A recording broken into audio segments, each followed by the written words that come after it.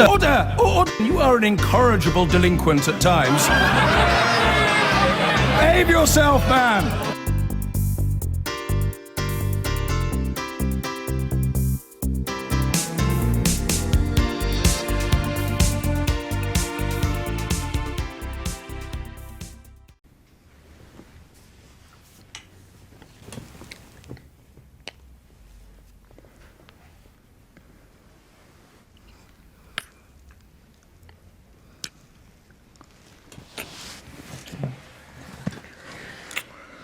Just like old times, yeah.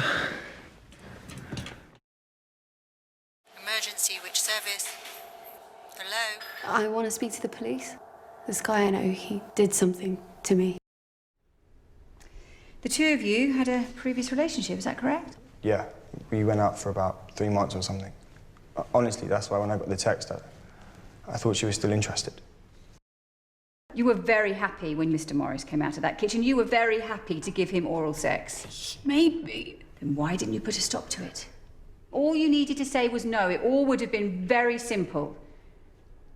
You could have called out to your friend in the upstairs room. I don't know. I just couldn't.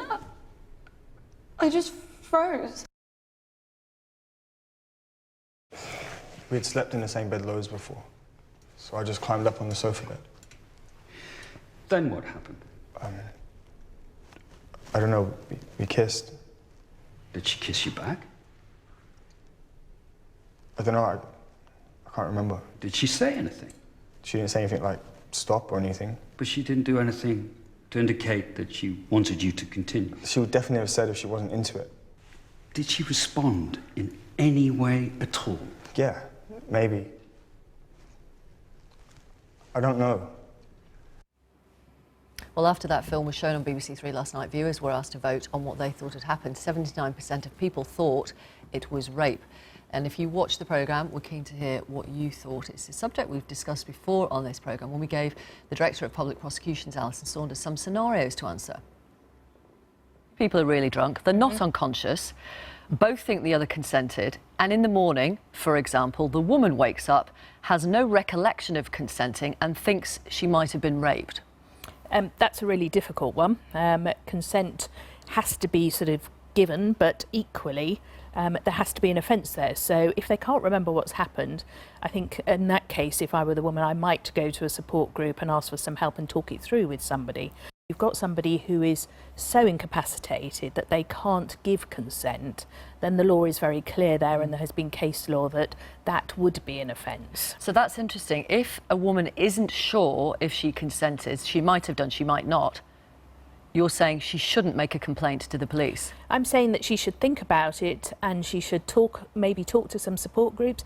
If she thinks that there may have been an offence, then she should certainly talk to the police.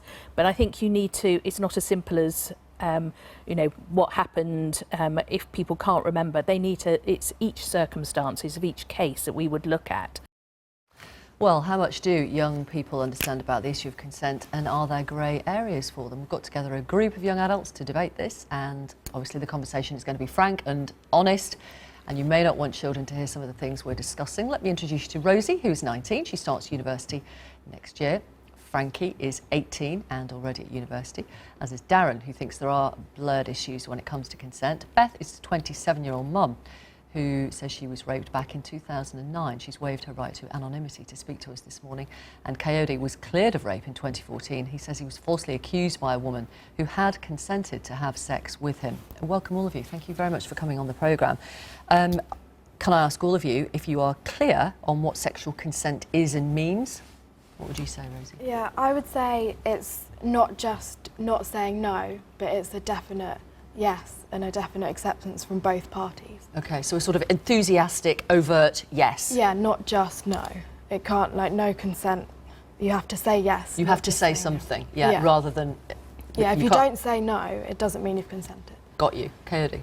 For me, it's enthusiasm, willingness, and wanting to partake in any and all sexual activity between both parties, in my opinion. Okay. Anyway. And does that mean some people have to say yes?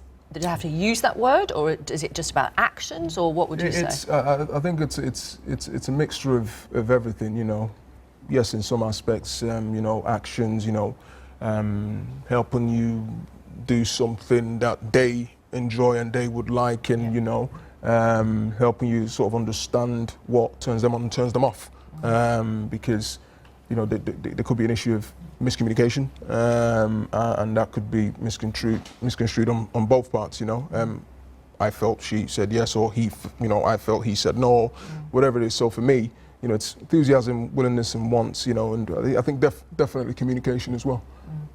What about you, Ben? Yeah, I think it's definitely not 100% clear to most people. It wasn't to me. It's getting clearer now. But definitely, I agree with Coyote and Rosie that it's got to be an obvious sort of willingness to take part. It doesn't have to be the exact word yes, because nobody sits down and says, oh, shall we do this? Yes, okay, let's get undressed and let's move to the bed. Like, no one does that. So it has to be just obviously that you're both willing and able to consent. If you're worried that the other person is too drunk, don't go there. I think that from what we've discussed backstage and everything, there's a general consensus that no one ever asks, you know, are you willing to have sex? It's always in the heat of the moment. It's not very sexy to, you know, come out with, would you like to have sex now? But you don't have to say those words. No, you could just not say, quite. Do you want this? Yes, definitely. But I think that can come across in body language as well. Obviously, like we've discussed. Isn't that where problems might occur the next day? You know, the man or the woman could say, well, he seemed like he was willing, or she seemed like she was willing. Definitely. We didn't have a conversation. No. She /he didn't say no, so I assumed because she took her clothes off, she was willing. Which I think is why, as a generation, as a society, we need to discuss this more openly. It's not discussed at all. I was never taught about consent at school. It was Would never you a expect debate. school to teach you about I consent? would, yeah, Would you? definitely. Yes, yeah, definitely. absolutely. Sex and relationship education needs Right. fundamental root and branch reform. Okay. Frankie, what about you? Do you understand what it meant? Yeah, definitely. I think the issue is as well is, of course, like you can be in a club with someone and dancing with them and decide to go home with them, but at that point in the taxi you can sober up and decide, what am I doing with this person? I don't want to sleep with them, I don't want to have sexual contact. But by the time you get there at home, this person could have decided that you're going to engage in sexual contact, and I think that's where the lines are blurred. I think the issue is that just because you're showing someone attention or you're flirting with them, or you might have even said before that you wanted to have sex with someone, doesn't mean that that's the final decision, and I think that's where the problem lies. And I don't think that's just with women and men, I think that's in like everyone in general. Yes.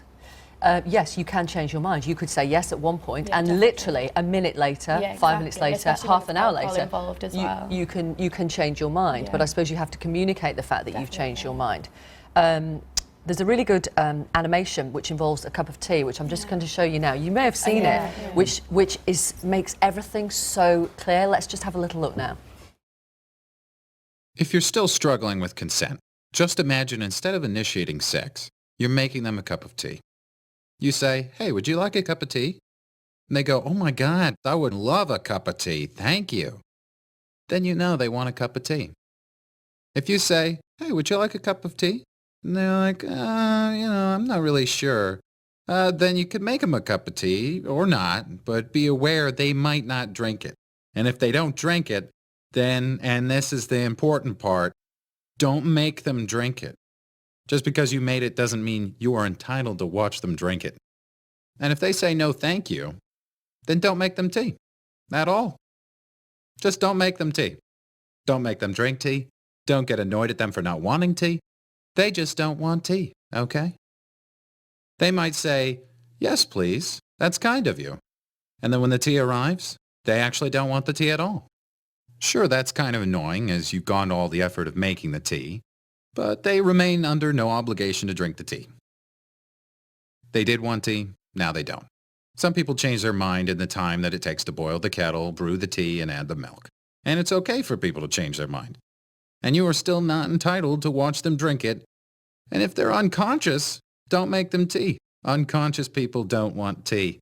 And they can't answer the question, do you want tea? Because they're unconscious. Okay, maybe they were conscious when you asked them if they wanted tea. And they said yes. But in the time it took you to boil the kettle, brew the tea, and add the milk, they are now unconscious. You should just put the tea down. Make sure the unconscious person is safe.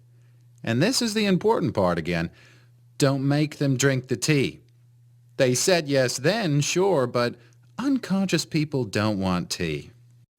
If someone said yes to tea, started drinking it, and then passed out before they'd finished it, don't keep on pouring it down their throat. Take the tea away. Make sure they're safe, because unconscious people don't want tea. Trust me on this. If someone said yes to tea around your house last Saturday, that doesn't mean they want you to make them tea all the time. They don't want you to come around to their place unexpectedly and make them tea and force them to drink it going, but you wanted tea last week. Or to wake up to find you pouring tea down their throat going, but you wanted tea last night. But if you can understand how completely ludicrous it is to force people to have tea when they don't want tea, and you're able to understand when people don't want tea, then how hard is it to understand it when it comes to sex? Whether it's tea or sex, consent is everything. And on that note, I'm going to go make myself a cup of tea. I wonder if you think that if every class of 16-year-olds saw that, it would be absolutely clear, don't you reckon? Yeah, Absolutely. definitely. A lot clearer, definitely. A lot clearer. Coyote, let me ask you, you were falsely accused of raping a woman who had consented to sex with you. How difficult was it for you to show that she had consented? It was a challenge, and so if I can sort of sidetrack and go back to the tea video, my situation for the viewers who were watching was very simple.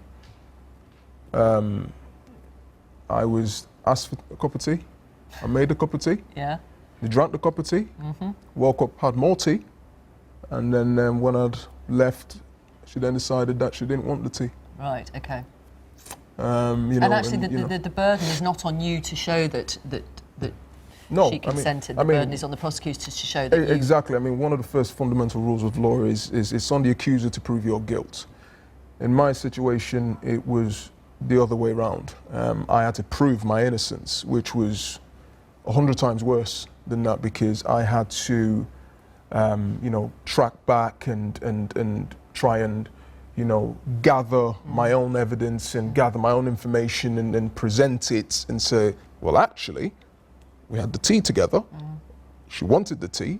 I wanted the tea. You know, there's no denying of that. I shouldn't, my life shouldn't have been ruined. You know, my name shouldn't have been out there, and you know, I shouldn't be paying, you know, the price for something I didn't do. Yeah.